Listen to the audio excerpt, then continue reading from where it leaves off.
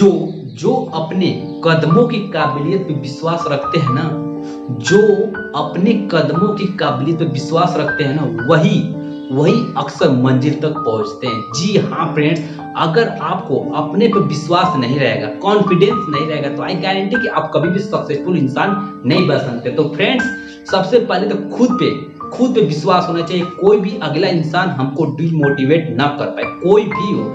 कोई ये आकर ना बोले कि तुम नहीं कर सकते हो, कोई ये नहीं बोले कि ये एग्जाम बहुत टफ है तुम नहीं कर सकते, लेकिन आपको हार नहीं मानना है। अपने काबिलियत पे विश्वास होना चाहिए, अपने काबिलियत पे विश्वास होना चाहिए कि आई कैन डू इट, मैं कर सकता हूं।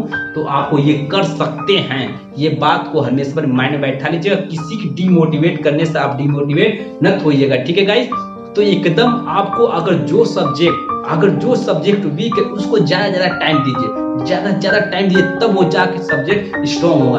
कभी भी वीकनेस को और वीकनेस मत बना दीजिए। जैसे मेरा सब्जेक्ट जो वीक है और उसको हम पढ़ेंगे नहीं तो और तो वीक होगा, ऐसा नहीं करना है। जो सब्जेक्ट वीक है उसको और ज्यादा पढ़ना है ताकि उस सब्जेक्ट को हम स्ट्रॉन्ग कर सके और अपने मंजिल को जल्द से जल्द पा सके। तो गाइस, बस आपसे यही कहेंगे, कभी भी एकदम डेडिकेशन के साथ, ऑनेस्टली, ईमानदारी से पढ़ाई कीजिए। कभी भी डिमोटिवेट करने वाले लोग तो थोड़ा सा बच के रहिए, लेकिन उन लोग के साथ रहना, नहीं तो अगला को ये लगेगा ये इंसान सेल्फिश है। लेकिन आपको क्या करना है, एकदम किसी की बात में नहीं आना है, अपने काबिलियत पे विश्वास रखना है कि आई कैन डू इट, मैं ये काम कर सकता हूं और करूंगा, करके दिखाऊंगा। सो गाइस, आज अब चलते हैं। आज हम लोग क्या पढ़ने वाले हैं, रेशियो एंड प्रपोर्शन।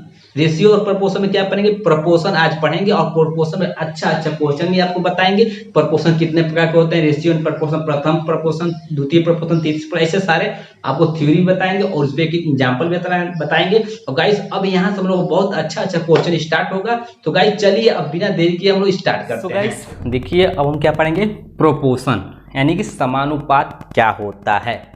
इसको हम सबसे पहले आसान सरल भाषा में समझाते हैं। दो अनुपातों का, जैसे दो अनुपात मान लीजिए A/B, C/D, दो अनुपातों का आपस में टक्कर करने पे क्या बनता है, समानुपात बनता है। तो समानुपात का ये सिंबल होता है। समानुपात का एक मतलब एकदम माइंड में बैठा है, समानुपात मतलब क्या होता है, इक्वल, ठीक है। समानुपात मतलब इक्वल, यानी कि दो अनुपात जब आपस में बराबर होते हैं तो इसको हम क्या करते हैं, A संबंध B है और C संबंध D है, तो इसको क्या लिख सकते हैं, A/B। अभी बताए हैं समानुपात मतलब इक्वल, यानी इक्वल माने बराबर। इसको क्या करेंगे, बराबर। C, इसको लिख सकते हैं C/D। ये क्या होता है, यही असली फॉर्मेट है समानुपात का, ठीक है। यानी दो अनुपातों का आपस में टक्कर करने पर क्या बनता है, समानुपात बनता है। समानुपात का मेन चीज क्या है, समानुपात मतलब इक्वल होता है। दो अनुपात जब आपस में बराबर हो जाए, जैसे यहाँ बराबर हो गए ना, बराबर का सिंबल, इसी को क्या बोलते हैं, समानुपात। अब यहाँ से हम किसी का भी वैल्यू ज्ञात करना हो तो आप निकालेंगे। देखिए, अगर यहाँ A का वैल्यू ज्ञात करना होगा तो कैसे निकालेंगे, A बराबर क्या हो जाएगा, B को उधर भेजेंगे तो क्या हो जाएगा, BC/D। अब यहाँ से कोई भी क्वेश्चन पूछेगा, C का वैल्यू ज्ञात करना होगा तब कैसे निकालेंगे, C = A, इधर चला जाएगा तो A, इधर B, ये D इधर चला जाएगा, AD। अब B किधर जाएगा, और C यहीं पे था और B कहाँ जाता, B। सोचिए, अगर B को हम यहाँ पर अच्छा था तो B फिर नीचे ही रहता, उसमें तो कोई फर्क पड़ेगा नहीं। क्यों नहीं पड़ेगा, आप देख लीजिए। अगर C को हम यहीं पर स्थिर रखते हैं तो D इधर जाएगा, तो AD, और B को वहीं पे छोड़ दीजिए। इसी तरह आप D का भी वैल्यू निकाल सकते हैं। अब D का भी वैल्यू निकाल लीजिए, यहाँ से D का वैल्यू निकाल सकते हैं, जिसका वैल्यू चाहे उसका वैल्यू निकाल सकते हैं। उधर कीजिए D को, तो यहाँ से बराबर हो जाएगा, गुणा हो जाएगा, तो BC/, अब देखिए D को इधर पे तो A नीचे आ जाएगा। देखिए, अब जिसका वैल्यू चाहिए उसका निकाल सकते हैं। अगर B का वैल्यू ज्ञात करना हो आपको तब कैसे निकालेंगे, देखिए उधर गुणा कीजिए, BC = क्या हो जाएगा, AD। यहाँ से B का वैल्यू ज्ञात करना हो तो AD/B, C की जाए नीचे आ जाएगा, ये क्या हो जाएगा, 3। यहाँ से आपको यानी कि अगर कोई ऐसे ही दो रेशियो, अगर जैसे 3 रेशियो दिया रहेगा, 3 का वैल्यू दिया रहेगा, 1 का ज्ञात करना होगा, तो आपको इसी तरह निकालना पड़ेगा। ये तो अभी हम आपको बताएंगे समानुपात क्या होता है। अब देखिए समानुपात तो क्वेश्चन कैसे पूछता है। पहले तो एकदम सिंपल क्वेश्चन ये जानना चाहिए, प्रथम प्रोपोर्शनल क्या होता है, द्वितीय सब प्रोपोर्शनल क्या होता है, द्वितीय को ही मिड प्रोपोर्शन भी बोला जाता है, यानी कि मध्य अनुपात भी बोला जाता है। और थर्ड क्या होता है, थर्ड प्रोपोर्शन, अब फोर्थ प्रोपोर्शन। ये सब क्वेश्चन से इसको बनाकर क्वेश्चन बनता है एग्जाम में, और कभी कभी तो इसी से क्वेश्चन पूछ देता है। तो आज ये हम चारों पढ़ेंगे। उसके बाद कंटिन्यू प्रोपोर्शन होता है, यानी सतत अनुपात क्या होता है, ये सब हम आपको आज बताएंगे एकदम डिटेल से, एकदम आप समझिएगा, एकदम बेस्ट आपको पढ़ाने वाले हैं। थोड़ा सा भी टेंशन नहीं है, कहीं आपको जाने की जरूरत नहीं है। बस आपका काम क्या है, हमारे साथ रेगुलरिटी रहना है। रेगुलर अगर आएंगे तो रिजल्ट आपको मिलेगा, आई गारंटीड। ठीक है, तो चलिए अब हम पढ़ते हैं first proportion, second proportion, third proportion, fourth proportion. ठीक है गाइस, चलिए। सो गाइस देखिए, पहला टॉपिक देखते हैं, फर्स्ट प्रोपोर्शन क्या होता है। ये फर्स्ट प्रोपोर्शन डायरेक्ट आपको देखिए, कभी फर्स्ट प्रोपोर्शन पूछेगा तो 2 वैल्यू दिया रहेगा, ए और बी का वैल्यू दिया रहेगा। अभी हम आपको फार्मूला को ड्राइव करके दिखा रहे हैं कैसे फार्मूला आता है। डायरेक्ट आप फार्मूला में भी रख के निकाल सकते हैं, लेकिन ये कंसेप्ट आपका पता रहेगा तो आपको फार्मूला नहीं याद रहेगा तभी भी आप ऐसे ही निकाल सकते हैं। देखिए फर्स्ट प्रोपोर्शन पूछ रहा है, फर्स्ट प्रोपोर्शन निकालिए। अगर 2 ही वैल्यू दिया है तो देखिए फर्स्ट प्रोपोर्शन हमको ज्ञात नहीं है, तो मान लीजिए फर्स्ट प्रोपोर्शन मान लिए हैं समानुपात ए। ठीक है, फिर प्रोपोर्शन, इसको क्या बोलते हैं, प्रोपोर्शन। अब ए का ही देखिए, जैसे जो पहले डिजिट आए ना उसी का 2 बार लिखना पड़ेगा, यानी कि ए यहाँ पे हो जाएगा समानुपात बी। ये है कॉमन से, कभी भी जो पहले आ गया उसी को 2 बार लिखना पड़ेगा। फर्स्ट का ए से समानुपात ए का बी के समानुपात, तभी तो होगा। देखिए फर्स्ट का ए से फिर ए का, यानी कि ए और बी का भी तो पेयर करना है ना, तो इसीलिए यहाँ कर रहे हैं। अब देखिए ये फर्स्ट का ए से समानुपात, ए का बी के समानुपात। ठीक है, अब यहाँ से आप आसानी से निकाल सकते हैं, फर्स्ट बटे ए। अब ये देखिए समानुपात का मतलब क्या बताएं, इक्वल। इक्वल मतलब बराबर, इसको बराबर कर दीजिए। यहाँ के ए, इसको क्या लिखते हैं, ए बटे बी। ठीक है, तो फर्स्ट प्रोपोर्शन निकालना है, तो यहाँ से फर्स्ट प्रोपोर्शन बराबर क्या हो जाएगा, ए उधर चल जाएगा, तो ए में गुणा करते ए स्क्वायर बटे बी। ठीक है गाइस, देखिए कितना आसानी से क्वेश्चन को हम लोग सॉल्व कर रहे हैं। अब इस पे क्वेश्चन आएगा, अब दे देगा, बोलेगा 8/32 का फर्स्ट प्रोपोर्शन ज्ञात कीजिए। प्रथम प्रोपोर्शन ज्ञात कीजिए, प्रथम प्रोपोर्शन ज्ञात कीजिए, निकालिए। अब इस पे डायरेक्ट क्या करेंगे, अब फार्मूला पर रख देंगे। देखिए 8 यहाँ से फर्स्ट प्रोपोर्शन बराबर क्या हो जाएगा जी, डायरेक्ट यहाँ फार्मूला करिए, 8 का स्क्वायर बटे 32। देखिए अब यहाँ 8 गुणे 8 कर दीजिए, 2 बार है, बटा 32 कर दीजिए। 8 चौको 32, 4 में का 4 दूना 8। देखिए कितना आसानी से निकाल लिए फर्स्ट प्रोपोर्शन। यानी फर्स्ट प्रोपोर्शन कितना आ गया, यहाँ से 2 आ गया।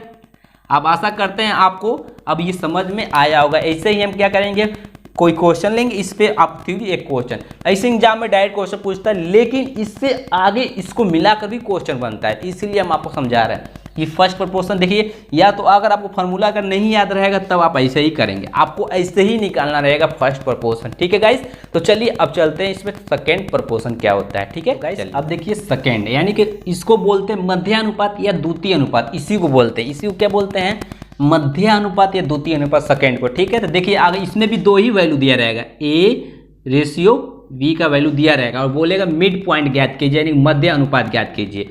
तो मध्य यानी कि बीच वाला, देखिए यानी कि मान लिए एक ए दिया है, ए संबंधे। अब देखिए ए संबंधे मिड पॉइंट करना है, यानी कि बीच वाला वैल्यू ज्ञात करना है ए और बी के। तो मिड पॉइंट मान लिए हैं क्या, यम। समानुपात ए का यम से समानुपात। ठीक है, अब यम का बी से समानुपात, ऐसे बनाना है, यम का बी से समानुपात। यही क्वेश्चन 3 में कॉमन सेंस लगाना है, ए का यम से समानुपात, फिर यम का बी से, दोनों से तो बनाना है यम का समानुपात। ठीक है, ये बीच में भी आ गया, मिड पॉइंट हो गया। अब देखिए इसको क्या लिखते हैं, ए बटे एम बराबर, अब अभी समानुपात का मतलब आपको हम बता दिए हैं कि समानुपात के मतलब क्या होता है, इक्वल। यहाँ से क्या करेंगे, एम बटे बी ठीक है। अब एम से एम को गुणा करेंगे तो ये क्या हो जाएगा, m square equal to a b गुणा होगा तो क्या होगा, ए बी। ठीक है, तो एम बराबर क्या हो जाएगा, मिड पॉइंट बराबर कड़ी में ए बी। ये हो गया फार्मूला। कभी भी अब पूछेगा आपसे क्वेश्चन कि मिड पॉइंट बताइए, मध्य अनुपात बताइए, दो वैल्यू दिया रहेगा। जैसे क्वेश्चन देख लीजिए, 7 और 28 का मध्य अनुपात ज्ञात कीजिए।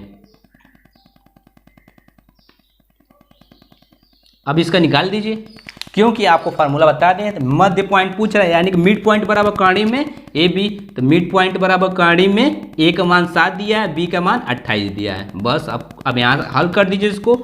7 8 56 के 6 हासिल बचा 5, 7 दूना 14, आप 5 कितना आता है, 14 15 16 17 18 19, क्या होता है 19। ये किसका वर्ग है, 196, बताइए किसका वर्ग है, 14 का। यानी कि मिड पॉइंट कितना आ गया, 14।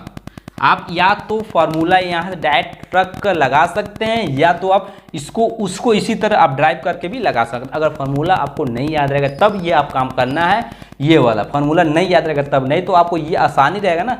डायरेक्ट आप देखिए, आप यहाँ ये सब पोर्शन दोनों ही हटा देते हैं, आप डायरेक्ट यहीं पे गुणा करके देखते हैं 96 किसका वर्ग है, 14 का। आसानी से आप कर लेते हैं। ठीक है गाइस, अब चलिए तृतीय अनुपात देखते हैं, यानी थर्ड प्रपोर्शनल। ठीक है गाइस, चलिए आइए अब देखते हैं तृतीय अनुपात, यानी कि थर्ड प्रपोर्शन क्या होता है। ठीक है गाइस, देखिए इसमें भी क्या दिया रहेगा, दो ही वैल्यू दिया रहेगा, दो वैल्यू दिया रहेगा। देखिए तो इसका क्या नहीं, तृतीय अनुपात निकालना है ना, तो ए का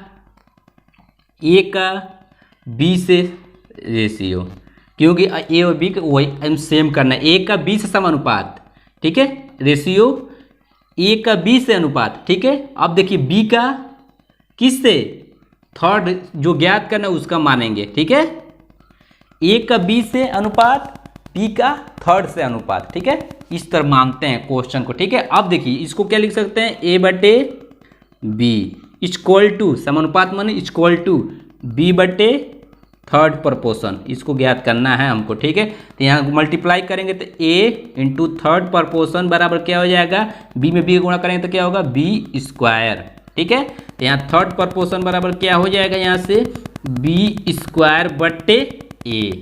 ये क्या हुआ, फार्मूला हुआ।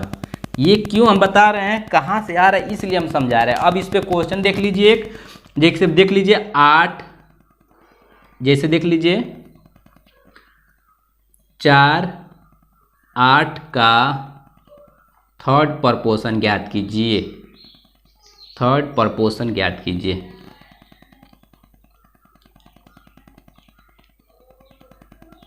थर्ड प्रपोर्शन ज्ञात कीजिए।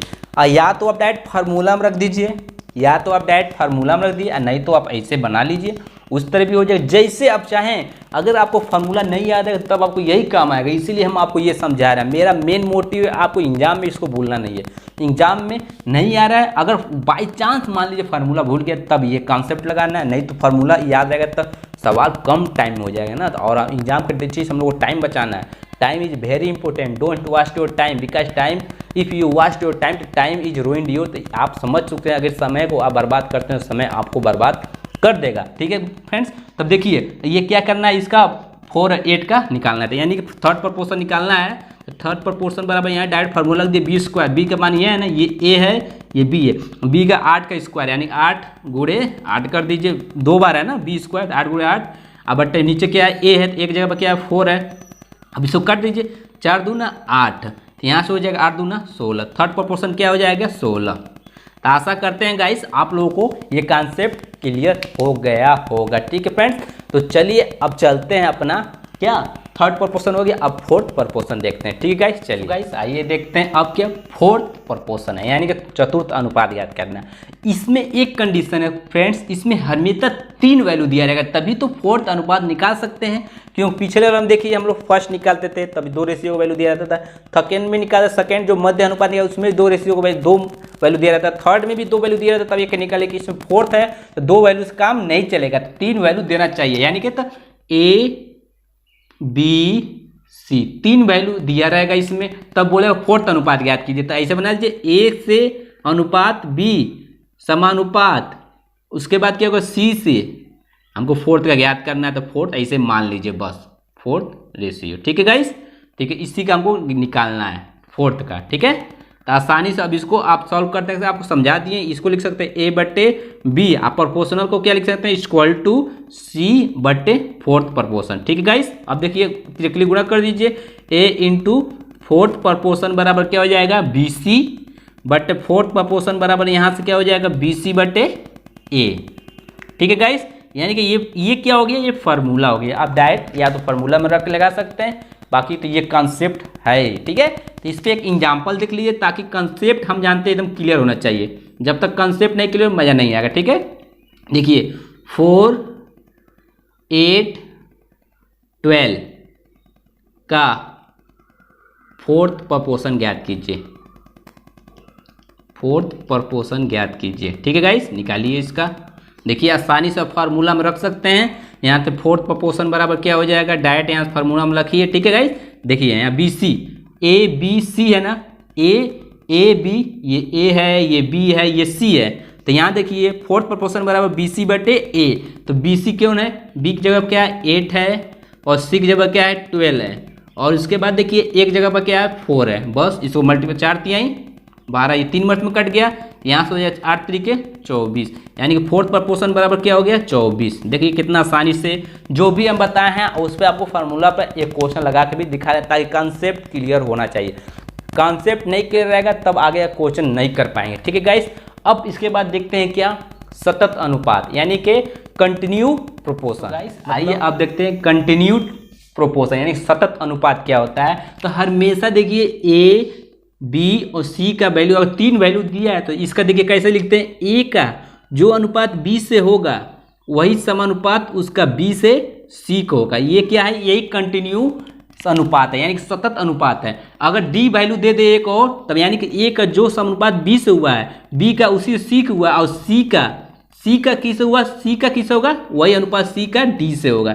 यही क्या है, सतत अनुपात। ऐसे बढ़ता जाएगा, E आ जाएगा, तब ऐसे क्या करेंगे, जो D का हुआ वही अनुपात यहाँ D से E का होगा, ऐसे ही बढ़ता जाएगा। इसी को क्या बोलते हैं, सतत अनुपात बोलते हैं। तो चलिए इस पे एक क्वेश्चन आपको समझाते हैं, ताकि कॉन्सेप्ट क्लियर हो जाए कैसे ये बढ़ता है। ठीक है गाइस, चलिए देखिए गाइस, इस पे एक क्वेश्चन देखते हैं ताकि कॉन्सेप्ट क्लियर होना चाहिए। इसका बोल रहा है सतत अनुपात, यानी कि क्या घटाएं कि सतत अनुपात में हो जाए। तो देखिए इसका पहले हम सतत अनुपात निकालने के लिए कैसे हम बताए थे, ऐसे 16 बटे क्या करते थे, ऐसे निकालते थे ना, ऐसे करते थे 16। उसके बाद क्या करते थे, इसके बाद इसका रेशियो बनाते थे, और इसका समानुपात इसका किससे बनाते थे, 19 समानुपात किससे बनाते थे, याद कीजिए 23 से। ये हो गया, ये सतत अनुपात में हो गया। इसको आप कैसे लिखेंगे, 16 इक्वल टू, इसको क्या लिखेंगे, इक्वल टू 19/23, ऐसे लिखते हैं। अब देखिए बोला था इसमें से क्या घटाएं, हम मान लेते हैं x घटाएं, मान लेते हैं x घटाएं कि ये बराबर हो जाए, सतत अनुपात हो जाए, इसका मतलब बराबर हो जाए। तो ऑप्शन के अकॉर्डिंग ऐसे क्वेश्चन को आप करेंगे तो बहुत इजी होगा। ऑप्शन के अकॉर्डिंग करेंगे ऐसे क्वेश्चन को तो बहुत इजी होगा। तो ऑप्शन नंबर डी देखिए 7 अगर यहाँ पुट करते हैं 7, तो यहाँ 7 घटाइए, इसमें से 7 घटाइए।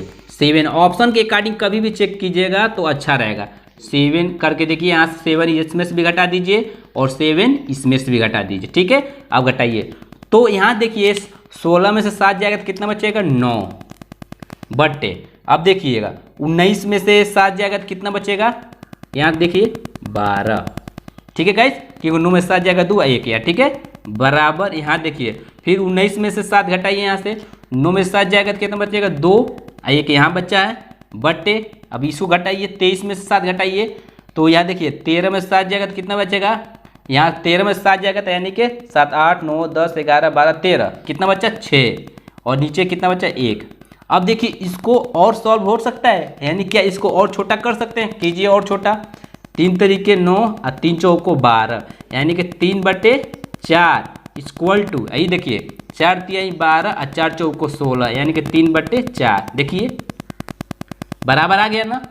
इसको बराबर करना तो वही सतत अनुपात है, और ऐसे क्वेश्चन को हमेशा ऑप्शन के अकॉर्डिंग चलेंगे तो बहुत ही अच्छा रहेगा, क्योंकि ऑप्शन से देखिए आसानी से मान पुट करके हम लोग चेक करते हैं कैसे घटाने पे ये क्या आएगा। ठीक है गाइस, तो गाइस आप इसको हमेशा ऑप्शन से कीजिएगा, इस पे बहुत सारा क्वेश्चन अभी मिलेगा आगे, ठीक है गाइस, तो चलिए अब चलते हैं नेक्स्ट टॉपिक पे। ठीक है गाइस, चलिए देखिए ये क्वेश्चन अपने आप में बहुत ही बढ़िया क्वेश्चन है, 1 नंबर का ये क्वेश्चन है और इससे इतना अच्छा क्वेश्चन है कि बड़े बड़े लड़के फंस जाते हैं इस क्वेश्चन को सॉल्व करने में।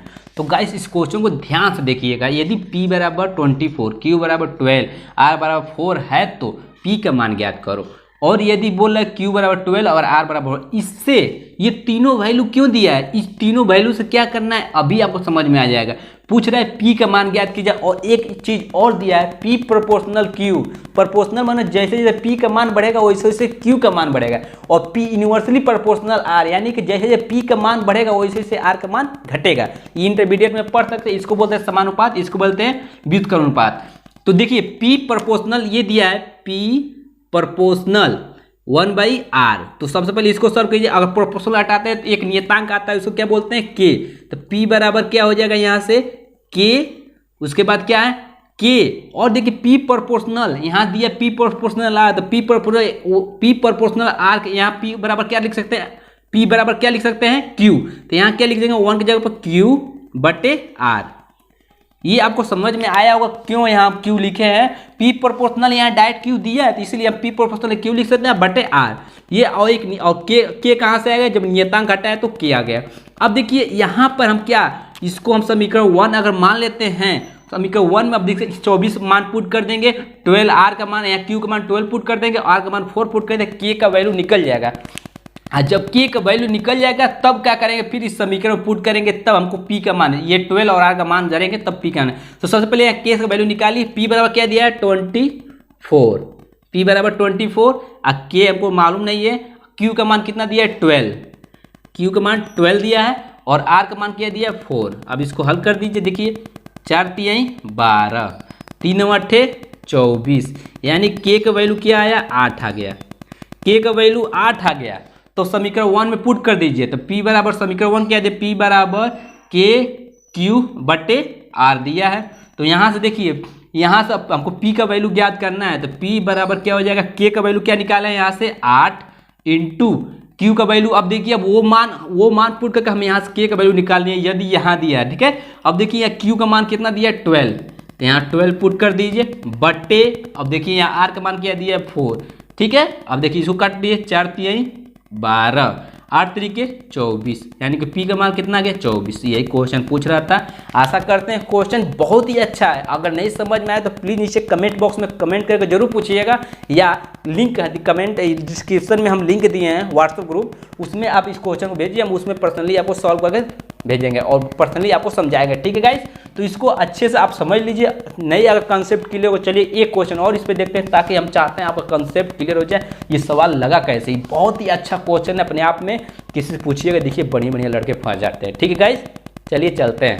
तो गाइस आइए देखते हैं अपना क्वेश्चन। देखिए इसमें क्या दिया है, फिर से वही काम करना है। पहले सबसे पहले इसको क्या करना है, p प्रोपोर्शनल q दिया है, तो इसको पहले तो p प्रोपोर्शनल q दिया, तो यहाँ 1 की जगह क्या लिख सकते हैं q, यानी कि p प्रोपोर्शनल q/r ऐसे लिख सकते हैं। और जब प्रोपोर्शनल हटाएंगे तो क्या आएगा, एक नियतांक आएगा क्या k, p बराबर k q/r।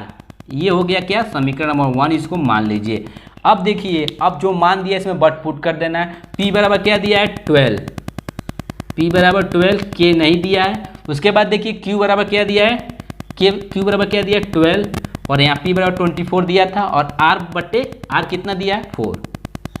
यहाँ से हम लोग k का वैल्यू निकालेंगे। देखिए 4 तिहाई 12, 3 8 24, यानी कि k बराबर यहाँ से कितना निकल गया 8। जब k बराबर 8 निकल गया तब समीकरण नंबर 1 में पुट कर दीजिए, यानी कि p बराबर k/q/r, ठीक है। अब देखिए अब ये वैल्यू कभी नहीं पुट करेंगे, उस वैल्यू से हम k का मान निकाल दिए इस वैल्यू से, ठीक है। अब इस वैल्यू से हमको p का ज्ञात करना है, ठीक है, मान निकालना है। तो यानी k का वैल्यू हम कितना निकालें 8 इंटू q, यहाँ q का वैल्यू देखिए कितना दिया है 12, q का वैल्यू 12 दिया है और r का वैल्यू 6 दिया है। तो बस इसको करने 6 दूना 12, तो यहाँ से p बराबर क्या हो जाएगा 8 दूना 16। तो गाइस आशा करते हैं कि ये क्वेश्चन आपको समझ में आया होगा। बहुत ही इंपॉर्टेंट क्वेश्चन है और इससे बढ़िया बढ़िया लोग फंस जाते हैं। इसको अच्छे से आप समझ लीजिए। कोई भी कंफ्यूजन हो तो नीचे कमेंट बॉक्स में कमेंट करके जरूर पूछ सकते हैं। तो गाइस चलिए आज के लिए बस इतना ही रखते हैं, क्योंकि टाइम बहुत ज़्यादा हो चुका है। अब मिलेंगे कल, और कल इससे आगे बढ़िया बढ़िया अब क्वेश्चन आएगा। अब आपको बहुत बढ़िया बढ़िया चीज़ यहाँ से सीखने को मिलेगा। सो एकदम आप तैयार हो जाइए। अब बहुत ही डिटेल से बहुत ही बढ़िया बढ़िया क्वेश्चन आने वाला है। सो गाइस एक क्वेश्चन आपको दे रहे हैं, अगर आज का टॉपिक आपको समझ में आया होगा तो ये क्वेश्चन जरूर सॉल्व करके कमेंट बॉक्स में आंसर बताएंगे। सो गाइस प्लीज़ अगर आज का क्लास अच्छा लगा हो तो प्लीज़ चैनल को लाइक शेयर एंड सब्सक्राइब जरूर कीजिएगा। और क्या करना है गाइस, और एकदम डेडिकेशन के साथ ऑनेस्टली ईमानदारी से पढ़ाई करना है। तो गाइस आज के लिए इतना ही रखते हैं। अब मिलते हैं कल। जय हिंद, जय भारत।